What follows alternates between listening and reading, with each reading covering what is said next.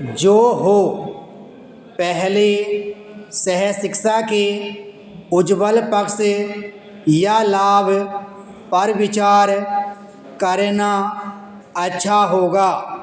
कहा जाता है कि सह शिक्षा के कारण स्त्री पुरुष में समानता का भाव जागता है।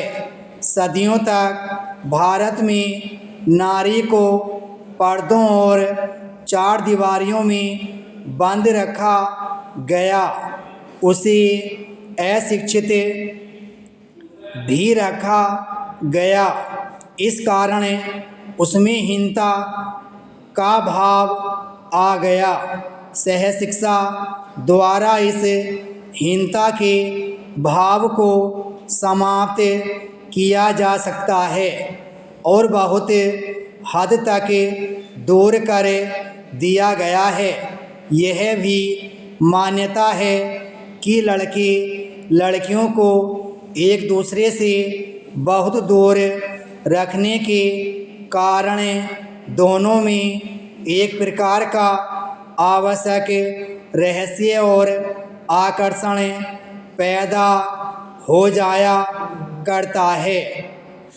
शिक्षा क्षेत्र में जब शैशव के सुकुमार क्षणों से ही लड़के लड़कियां साथ साथ रहना शुरू कर देते हैं तो वह रहस्यपूर्ण बेकार का आकर्षण अपने आप ही समाप्त हो जाता है। इस कारण कामुकता का अनावश्यक भाव दोनों को दूषित और पीड़ित नहीं करता। साथ साथ रहने से दोनों में मित्रता और समानता का भाव जागता है। एक दूसरे को छोटा या हीन समझने की भावना अपने आप ही समाप्त हो जाती है। आजकल क्योंकि नारी जीवन और समाज के हर क्षेत्र में पुरुष के साथ मिलकर कार्य कर रही है, सो शुरू से ही दोनों के निकट रहने से आपसी झिझक जाती रहती है।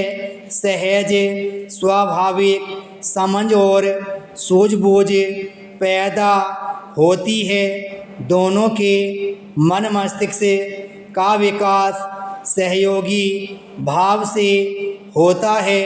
यह भाव आगे उचित रूप से जीवन का पथ प्रदर्शन करता रहता है।